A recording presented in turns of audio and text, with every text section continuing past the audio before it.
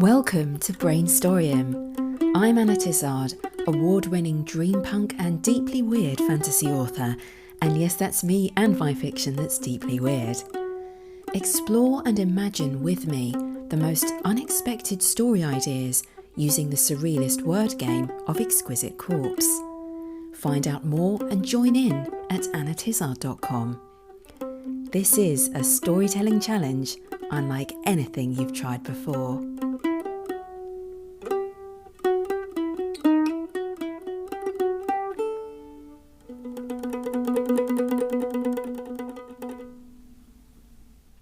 Hello, imaginative people. I'm Anna Tizard, and this is episode 108 of Brainstorming.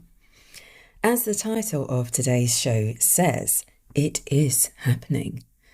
As promised, before we get down to some new weird and wild games of the imagination, I have some new reveals about my upcoming novel, including the full title, which I have not disclosed anywhere before, the release date, which is different to what I originally planned, and perhaps most importantly, the names of the lovely people whose words, through the magic of the Socks of Destiny, made up the 12 exquisite corpses that inspired and went into this book.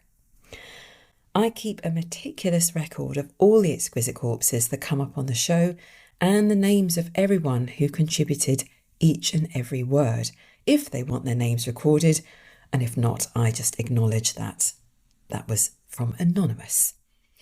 First things first, the full title.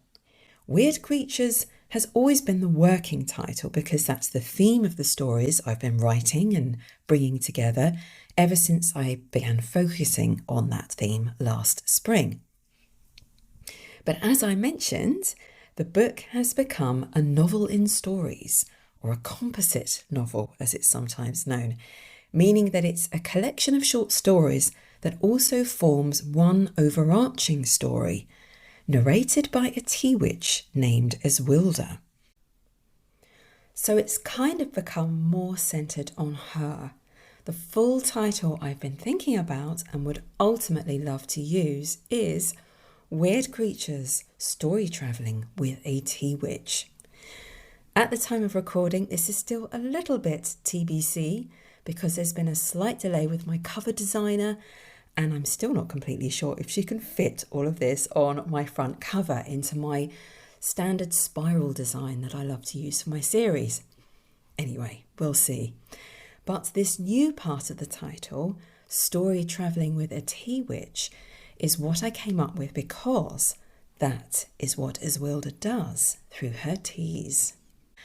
Not only does her vast array of jam jars contain teas that invoke emotions, but she can brew up a story and take you there. She can even take characters out of stories and has her own reasons for doing so. It may just be simplest if I read out my book blurb right now, or my draft book blurb as it is. Cozy tea, dangerous tales, a very final inheritance. Inside her seaside tea shop, Eswilda is a sweet old lady with monstrous tendencies. Come inside and she'll make you a cuppa. Just be warned, her tea collection includes Assam and betrayal, Lapsang Souchong and death. When she stirs the teapot, stories awake. But Eswilda's story-travelling adventures are coming to an end. Can she find someone worthy to inherit her powers before it's too late? And will the secrets of her black notebook arm her successor against the monster that awaits? A story of stories steeped in whimsy, darkness, and surprises. So from the original short story collection that I was planning, not all of the stories have made the cut. There's been some whittling down because they needed to fit into Eswilda's own overarching story, and she needed to have the personal reasons for telling each one. So in total, 12 exquisite corpses inspired the 9 stories that make up Weird Creatures, and these exquisite corpses were made up of words from 23 people altogether. 17 of these people contributed 1 or 2 words, which is still very significant. As you're aware, if you've been listening to the show, Exquisite Corpses are such intensely concentrated sentences packed with meaning that a single word can make a huge difference. So, those with 1 word are Nicholas Bozzo, Kimberly, Wade B. Ward, Honor Harlow, Sarah Jean M., Graciela Madrid, Elena Dennison, the Spotlight Indie Podcast team, Rachel, Abra from Stories and Stanza Podcast, McConnell Erin, and me. Well, I do occasionally suggest words, so I guess that's what's happened. Robin the Mail Lady, Ebenezer, Fraser Armitage, Edge O. Erin, and Anonymous each sent 2 words that went into the final Exquisite Corpses. But the top 6 contributors whose 4 or more words ended up in the book's Exquisite Corpses, and this is where it starts to feel a little bit like Top of the Pops. If you are old enough to remember Top of the Pops, and if you got UK telly in their 80s and 90s, I have no idea whether other countries got this programme. Anyway, here are the top 6 contributors. In joint position at number 5, with 4 words each, are Paul Benfield and Wendy. Next, we have Sean, also known as Blue Wizard Fax, whose 5 words made it in. Paul Thomas is third, having contributed 7 words. Mariah sent in 8 words. And at the top, the number 1 contributor of words to these Exquisite Corpses, which may not surprise long-term listeners, including Alessandro Bozzo himself, is, oops, there you have it, Alessandro Bozzo with 10 of his words, making it into the final Exquisite Corpses that inspired and feed into this book. I want to say a big thank you to everyone for their words. It's because of you that Weird Creatures, Story Travelling with the Tea Witch, contains a Kelpie, a Victorian Banshee, several dragons, several half-dragons, an Inglenook sprite, a disembodied voice, a ghost, a 2-headed vampiric snake, a sea monster, a werewolf, living statues, and another couple of weird ones which would be spoilers, so I won't say. All word contributors will be acknowledged in the book with a thank you, and I will get in touch with each of you individually wherever contact details have been provided. Also, you will each receive an ebook copy as soon as it's available, presuming you'd like one. However, I am in fact going about things differently this time round and doing what is often thought to be the standard marketing practice for both indie and traditionally published authors, which I kind of should have done before, but I'm just really bad at marketing. Anyway, I am no longer going to be bad at marketing, okay? This is me making an effort to do the usual expected thing. So I am offering anyone who would like it a free advance ebook copy, which will be available from early to mid-July, which it should be ready by then. The manuscript is with my editor as we speak. This is several weeks in advance of the release date of 3rd of September 2026, which is a little later than originally planned, to allow time for this advance reader copy or ARC process. But if you choose, if you would like to be an ARC reader, what does that mean? It means that you would be welcomed to leave an honest review on or very shortly after the release date of 3rd of September. This is not an obligation. In fact, you would actually need to mention that in your review on Amazon to prevent your review from being deleted, which they tend to do if they have any reason to suspect that it's false, okay, or that you were obligated. So if you would like to participate in this way, which would really help me out, it means you'd have about 7 or 8 weeks to read it before release date. It's not a tome. It is a pretty average length for a novel at 61,000 words currently, unless Heather says, no, get rid of this bit. Fingers crossed that she doesn't ask me to make too many changes, because I've got kind of just over a month. But yes, about length, many novels go up to 80 or even 90,000 words to give you a sense of how long that is. And epic fantasy, the big chunky books that you tend to get quite often in that genre, can often go beyond 100,000 words. So this is just 61.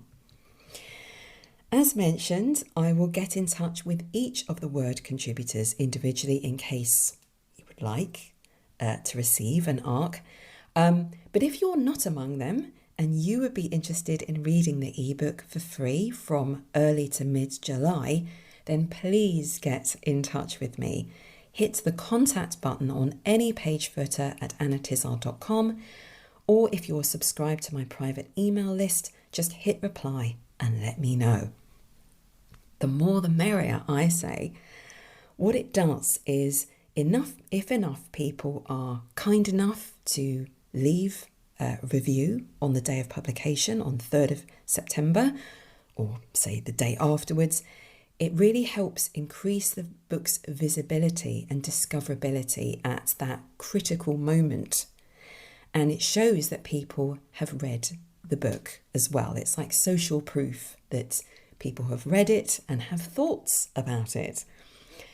Discoverability is generally a difficulty for all authors these days, getting noticed among the millions of books that are published.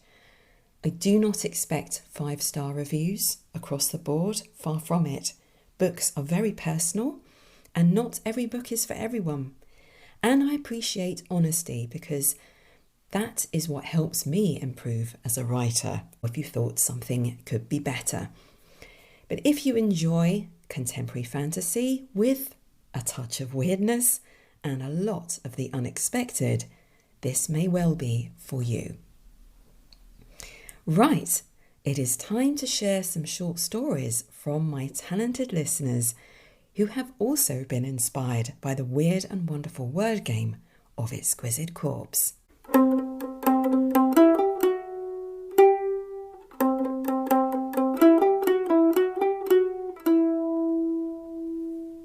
Indeed, I had some brilliant responses to prompts that came up in the last show. Nick Vrakar wrote a micro-piece on a word combination from show 107, The Shallow Crow. Tim had a predilection for shiny things. It was natural for a crow. At first he collected shiny stones, but it wasn't long before he moved on to petty theft. Friends were dull, but diamonds sparkled. Greed inspired his petty theft, yet it was envy that drove this crow to murder. Oh, this is so clever and sort of neatly tied up. I don't know how you do it in such a small space, Nick, with reference to murder at the end, like a murder of crows. So clever. Thank you, Nick. You can find Nick's speculative fiction and articles at nvrakar.wordpress.com. Mark West wrote a short story based on The Shallow Crow. Long ago, Crow was famous for his sagacity. He sat on old branches pondering serious things such as moonlight, destiny, and whether worms had ambitions. Animals travelled for miles to hear him speak. "Crow," said Badger one day, "what is the meaning of life?" Crow closed his eyes. He said gravely, "Life is a river flowing through..." But before he could finish, a squirrel ran past, wearing a tiny waistcoat made of moss. Crow stopped. Where did he get that? The waistcoat fascinated him. Soon he noticed other things. Foxes had glossy tails, swans had elegant necks, hedgehogs had surprisingly committed little faces. He began asking important questions. Does this feather arrangement make me look windswept? Are my claws too severe? Be honest, am I giving mysterious or just tired vibes? Exasperated, Badger left. Crow bought puddles to use as mirrors. He spent entire afternoons turning his head from side to side and saying, "Interesting." Eventually, Badger returned. "Crow," he said, "what is the meaning of life?" Crow stared into a puddle. Without looking up, he said, "Depth is important, obviously. But have you seen my profile from this angle?" And from that day onward, crows became collectors of shiny things, because once you've started admiring surfaces, it's very difficult to stop. This is fantastic, like a sort of mini origin myth. Your writing's got a real sense of rhythm, balancing long sentences against short ones. I really appreciate these short, simple sentences that say a lot. It's kind of like my editor brain kicking in as I read it, going, "Oh yeah, this is good." Thank you, Mark.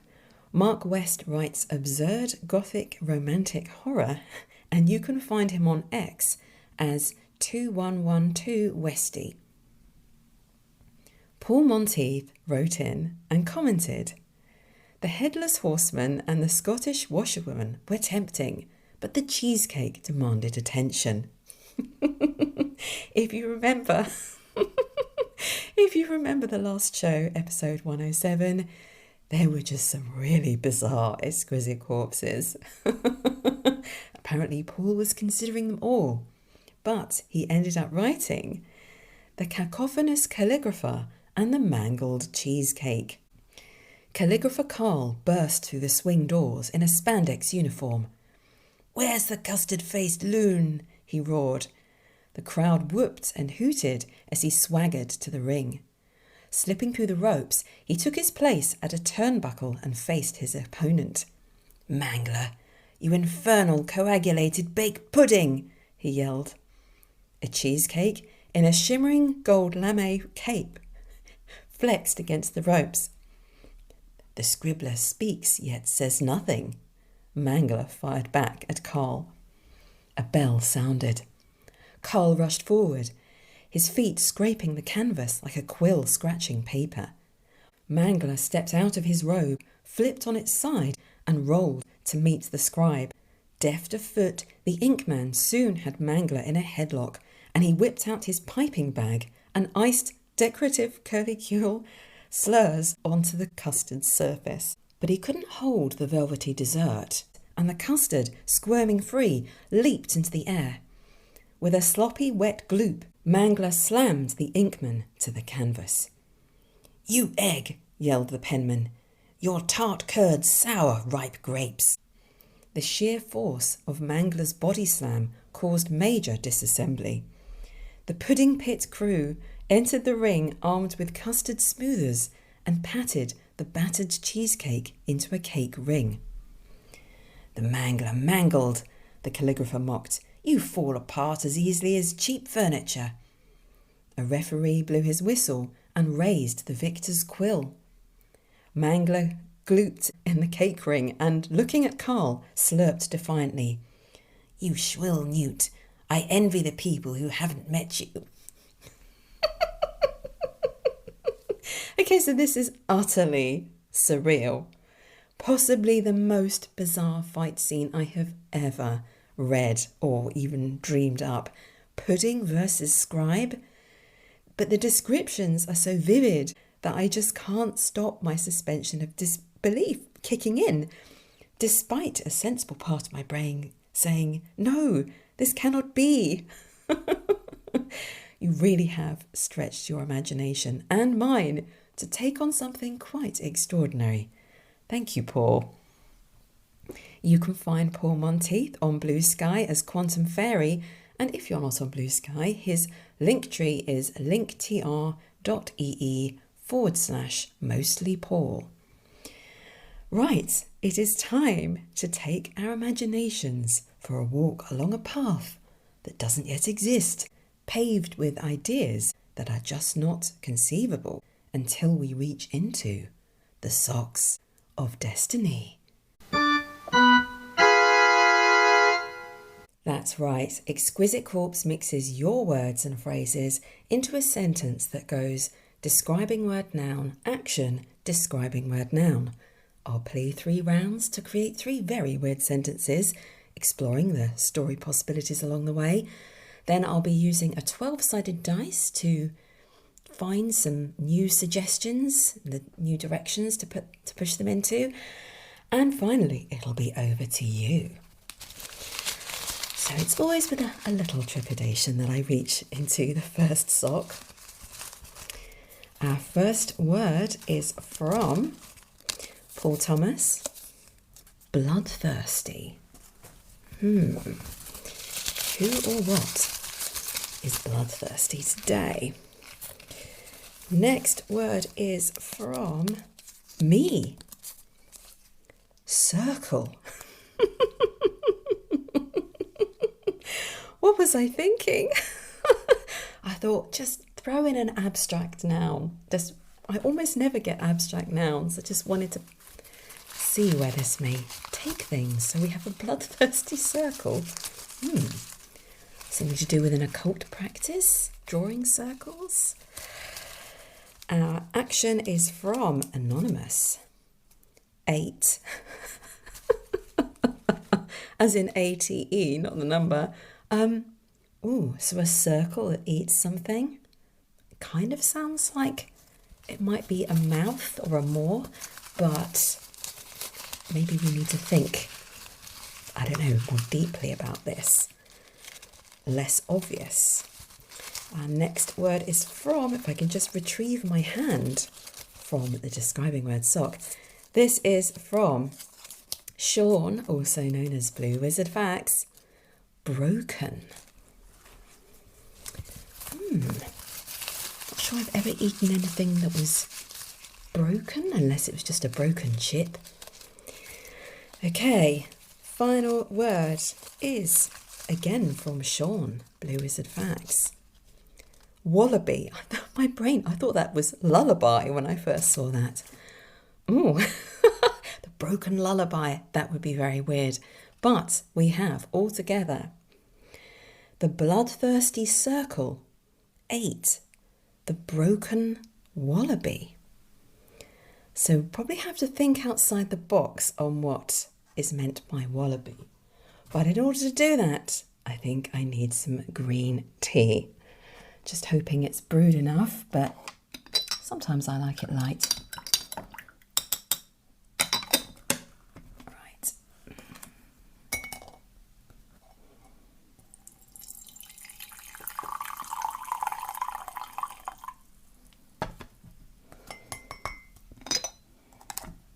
Okay. So once again, the bloodthirsty circle ate the broken wallaby. I'm not sure if I can do anything yet with the broken wallaby. I'm drawn to the first part and the middle of this bizarre sentence. The bloodthirsty circle ate something or someone. It does make me think of some kind of ritual of witchcraft or druidry, where people have gathered outside, whether it's in a field or in a copse under the trees, and they've drawn a circle or somehow marked a circle out in the ground.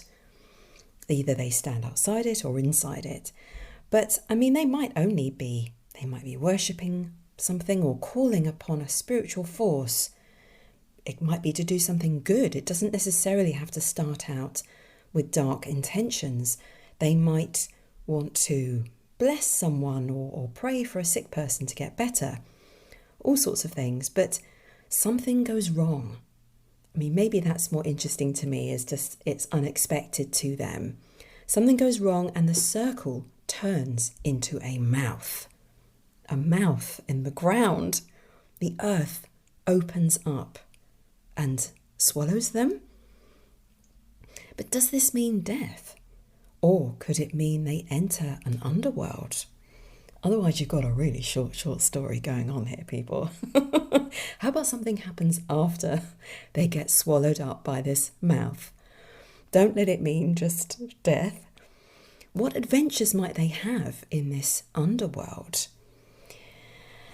And I can't help but think about how different characters are going to want different things, maybe even expect different things. I was thinking about this recently. I know I've talked about it, I think in the last show, about this story I wrote for the Were 2 anthology about were creatures. I never know whether to say were or where when it's on its own, but there we go. But there was a section of it, a dialogue section, where I really got into it. I felt like the story started to sort of come alive more.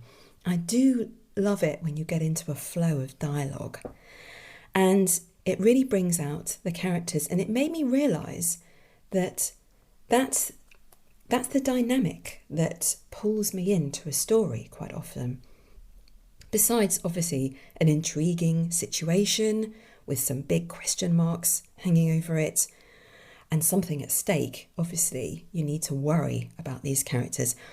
What I love is when I think a story becomes more 3D somehow, when the characters all either want different things or maybe want the same thing for very different reasons. I want them to disagree. They have different attitudes or beliefs about what's happening to them. And so here in this Exquisite Corpse, we have a gathering. I mean, it might be pagans, witches, or some other belief system. You could make one up, and you might portray it as a negative thing or a positive thing, depending on what you want to do with this story. But when the circle in the ground opens up, it turns into a giant maw and swallows them. And they enter an underworld full of monsters, ghosts, I don't know. That's for you to decide. What I think would make it really interesting to me to either read or maybe to write is if all of the characters have different attitudes and beliefs about what's going on, and different, they want different things. So someone, maybe one of them, has caused this to happen. Maybe that's a mystery that you have unfold in this story. Everyone suspecting each other as they creep through these dark tunnels under the ground, wondering how on earth they're going to get out. How on earth? Apologies for the accidental pun there. But yes, I love this idea of them all wanting different things. Someone's terrified, someone else is ready to fight. You've got the fight or flight things going on. So you're going to have arguments and bickering, and people wanting to do different things, pulling the story in different directions. Who wins? This is what makes a story really dynamic and rather delicious. On that note, I'm going to dip into the sock. By the way, I've no idea who the broken wallaby is, but you could do something with that. Or you could just go with a bloodthirsty circle, eating people or other things. Right. First word for our second Exquisite Corpse is from Alessandro Bozzo. Egotistical.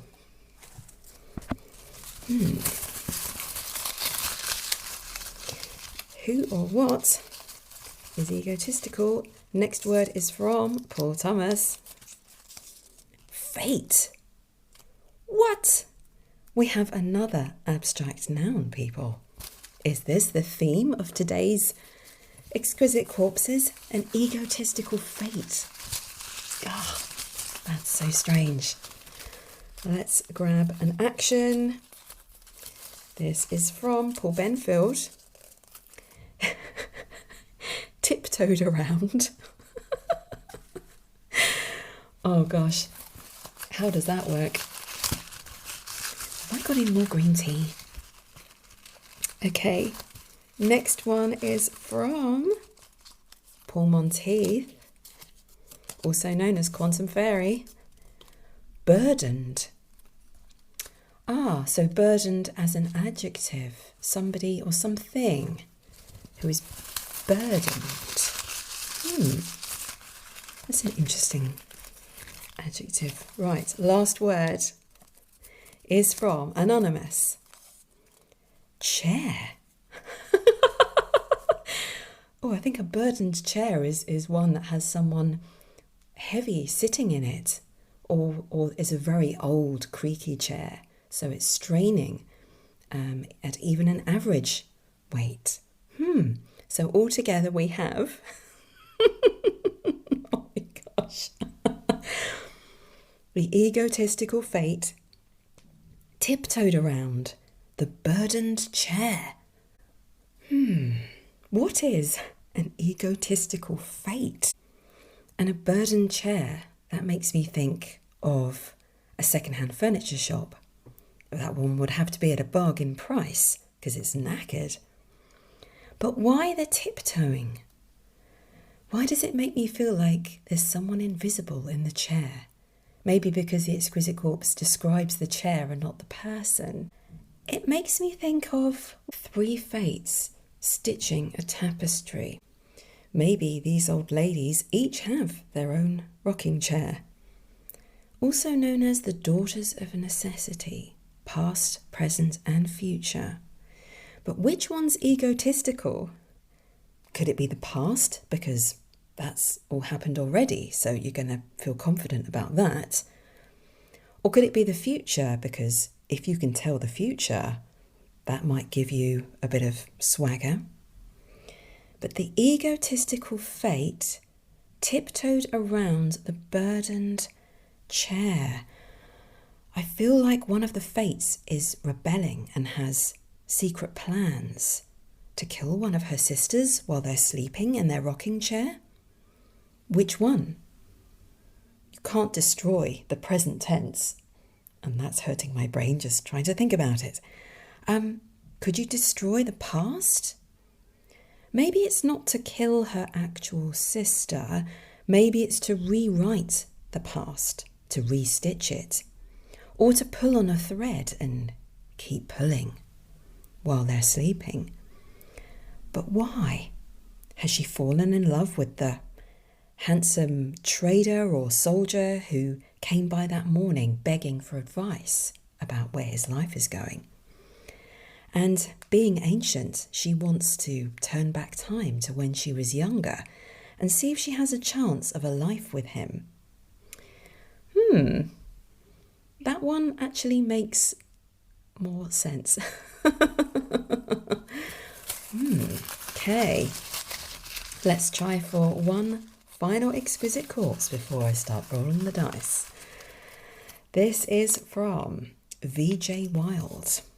Perky. Okay, who or what was Perky? This is from Alessandro Bozzo. I don't believe it. This is the third abstract noun we've had, and each time it's been the first noun of each exquisite corpse. This is feud. The Perky feud? Good grief. Okay. Oh my goodness. So let's find an action. Oh, this is also from Alessandro Bozzo. Broke in some new shoes for. Right. See, this is the challenge of of having some abstract nouns. But I mean, this is good. This is good, right? We're stretching our imaginations. Next word. Oh, I've also dropped 3 on the floor. Excellent. This is from Sean, also known as Blue Wizard Facts. Sweaty.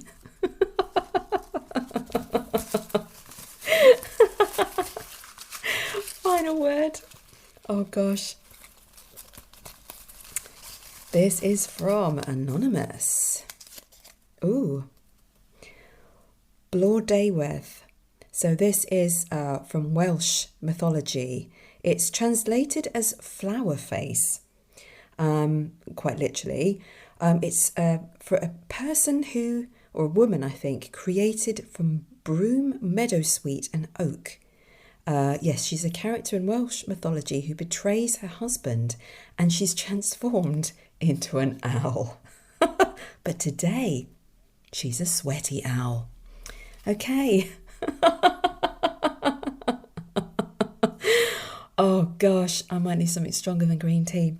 Altogether we have the perky feud, broke in some new shoes for, the sweaty Blodeuwedd.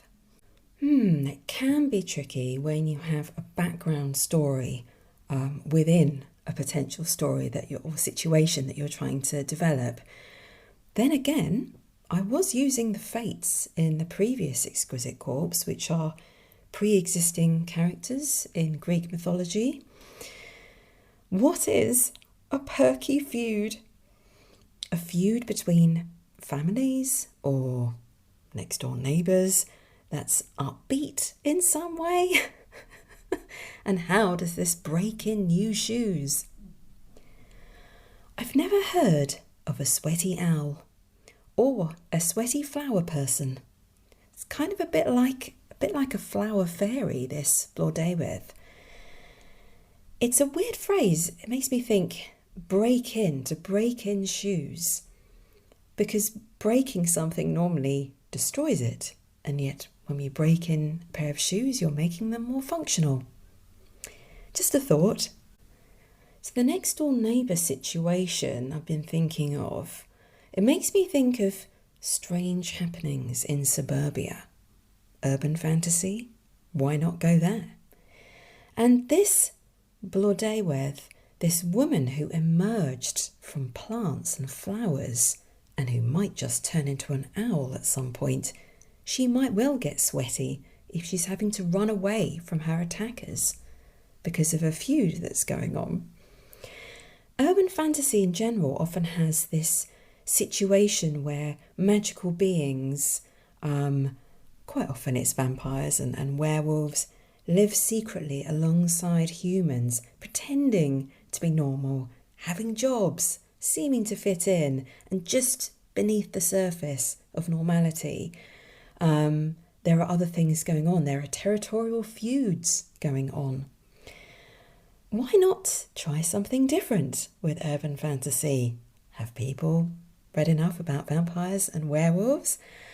What if the person who has a problem with the Blodeuwedd is an avid gardener and there's a local competition going on, like a gardening competition?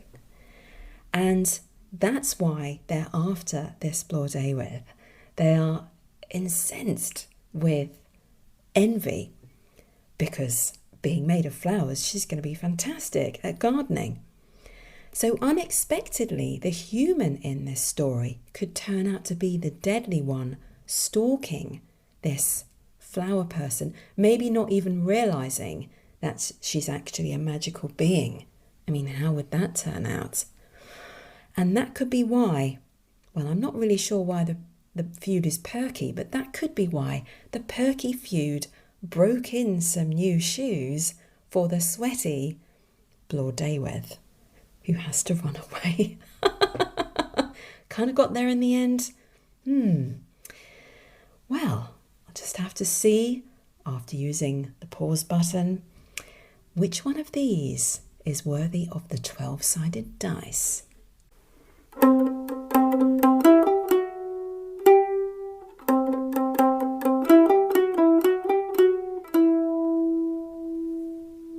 Right, I think the Exquisite Corpse that intrigues me most from today's results is the one about the bloodthirsty circle eating, although not too sure who or what the broken wallaby is if we're going to try and use the entire Exquisite Corpse. I mean, for the sake of just trying to test out that extra weird word combination, Could the broken wallaby be a ritualistic symbol in the shape of a wallaby, like a statue that's been broken? But why a wallaby? Well, Google informs me that female wallabies have a unique ability to pause the development of a fertilised egg until their already born joey leaves the pouch. So that feels like control or sort of powerful, so having power over your, maternal instincts and having that maternal ability, like a Mother Earth type being. So is the wallaby just a clue for us to find this idea or direction for the cult to be about Mother Earth or motherhood? And if this group has gathered outdoors, it does feel like it would be a nature-based religion or cult. Cult, I think, would be more interesting to me to write because cults generally have negative connotations, don't they? So you could probably go weirder and scarier with it. A broken wallaby. So there's something wrong with this Earth Mother symbol or with the sort of central idea of the spirituality they're focused on. It doesn't have to be a literal broken wallaby if we're going to use that. Some possibilities there, but I still feel more drawn to the first part of the Exquisite Corpse, the bloodthirsty circle, and the fact that it eats. So a circle drawn in the ground that opens up like a maw with fangs. That's also where the action seems to be taking place, rather than sort of giving us a kind of conceptual idea. So I'm going to focus on that, focusing on the action. But before I roll the 12-sided dice, what am I looking for? By the way, the 12 categories are, of course, in the show notes, should you want to have a look at the full list. The reason I ask this is sometimes when I have an idea, a part of me just wants to look ahead to what happens next. So that would, in this context, be what is in this underworld these people get swallowed into. But then another part of me wants to look back to the reasons why this is happening, or the origins or background details as to how these people got there, who these characters are and why are they there, which of course is fundamental to writing a story. And then that in turn would also tell me where this story is going to go. Forwards and backwards. I mean, I normally just think, what's next when I roll the dice? But this time, it's probably because the situation feels like it's in the middle of something. And that's why I'm torn between looking forwards and looking back. So what I'm going to do is I'm going to roll the dice twice in quick succession and then see what both of them suggest, either about the next part of the story or looking back or how the characters got there. 3. So that is a pub or cafe. Well, if that's looking forwards, then there is a pub or cafe in the underworld. Oh, an underground pub. What creatures are leaning against the bar? Giant vampire ants? Is the barman a 6-foot beetle? But let's be sensible. If we're going to take the pub as a clue for looking backwards to the beginning of the story, then maybe the origins of the group began, however long ago, in a pub get-together. Okay, but before I chase either of these ideas anymore, let me roll again, like I said I would. 7, an invention. I can't think how an invention would tie in with taking the story forwards unless the group discovers a new kind of weapon in the underworld. But I mean, if you like writing fight scenes and epic fantasy with warring peoples or species, that could be up your street, up your underground street. But actually, I'm starting to think about how both an invention and the setting of a pub could both be about the origin of this story. Say it begins with a pub quiz night, but some people end up staying much later. Someone gets out a pack of cards. Maybe they're tarot cards. Things get more tense and more interesting as one person who's always been a bit quiet and mysterious claims they can read other people's futures, or they can reveal a person's darkest secrets through the cards.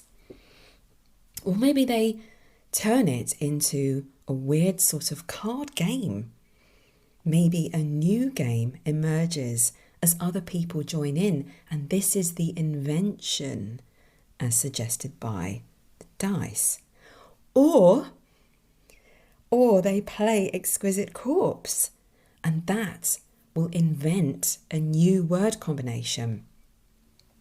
Maybe the word combination is the bloodthirsty circle. It's getting kind of metafiction. And the tarot reader challenges the others to join her outside in the woods and to draw a circle in the ground and see what happens, because the game has told them to. So they're getting quite meta within their meta story. They wander outside, and in the cold sting of the night air, suddenly sobering, it feels like a dodgy idea. Who wrote the word bloodthirsty anyway? But no one wants to back out now. That would seem cowardly. Besides, there's a change in the atmosphere. Something has passed between them. They feel closer now. Even though it began as just a joke, the tarot readings made them feel exposed. Private details they normally keep to themselves are now shared. And it's like a bond, a thread drawing them all together. And the word game afterwards sealed that bond.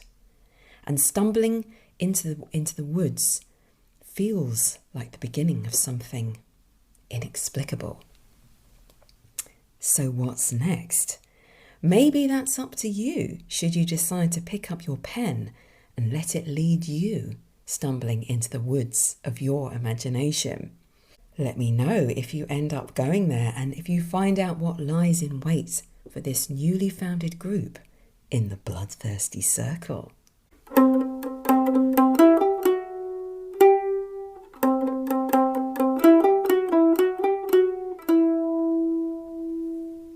As always, you can respond to any word combination that's come up on the show, so you don't have to go with the bloodthirsty circle. There is also the egotistical fate, because what on earth does that mean? Again, a real wild card, I suppose because of the abstract nouns, circle and fate.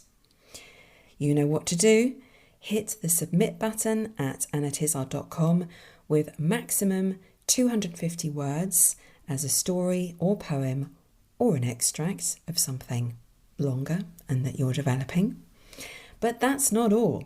Once you get writing, it might inspire you to expand and develop what you've begun. And for that, I have a couple of publishing opportunities. Dirty Magic magazine publishes original fiction from 2,000 to 12,500 words.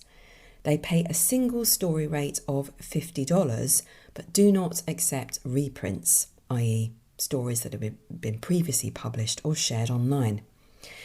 They're looking for urban fantasy first and foremost, but also sword and sorcery, and they will consider gothic and supernatural horror. Submissions are currently closed, but they're about to reopen again on the 1st of July. and they will only accept 350 submissions before closing again. So I thought I'd best tell you about it now in advance.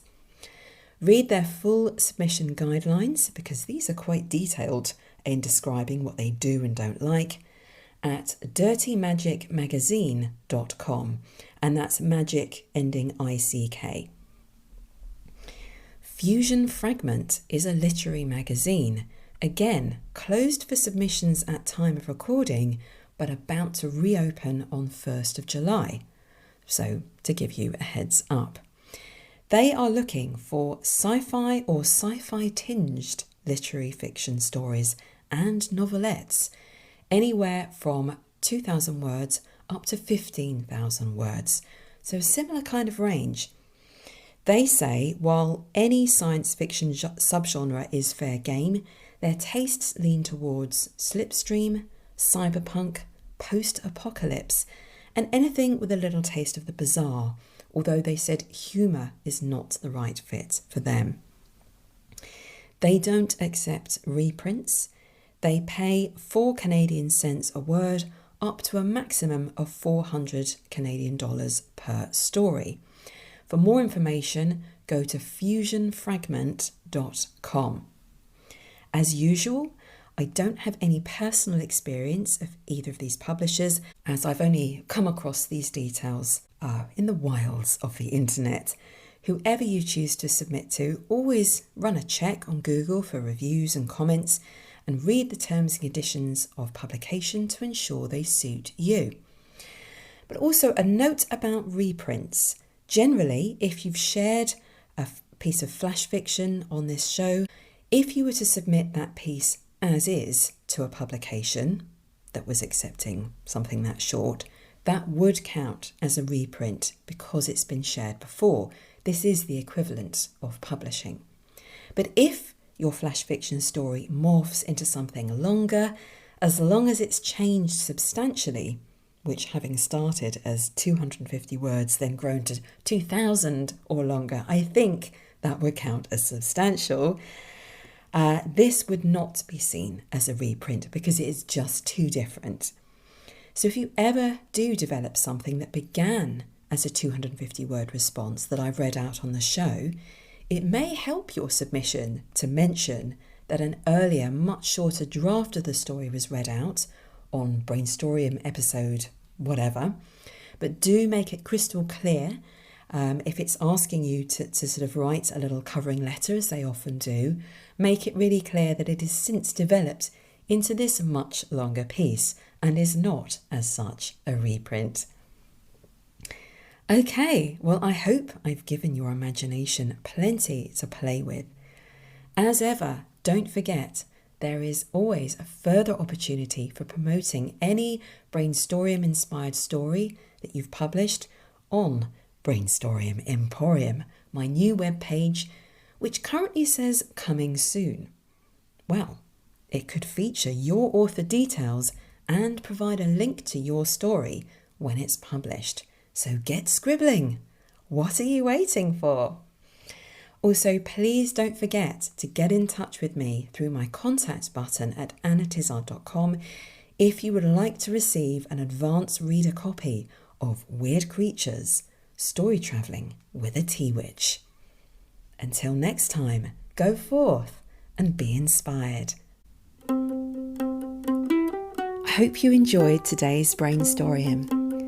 You can find out more about Exquisite Corpse and my series, The Book of Exquisite Corpse, at tizard.com. Subscribe to my e-newsletter and you'll get Volume 1 for free. And while you're there, why not submit a few words to the Socks of Destiny on my play page?